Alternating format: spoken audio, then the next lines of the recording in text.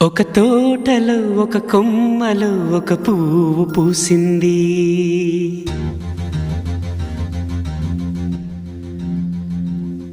మహారాణిలా మహాలక్ష్మిలా ఆ పువ్వు నవ్వింది.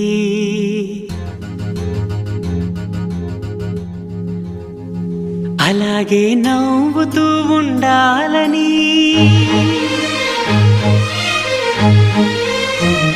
అలాగే నవ్వుతూ ఉండాలని నింగి నేల వాగు వంక చెట్టు చేమ గువగూడు ఆశీర్వదించాయి.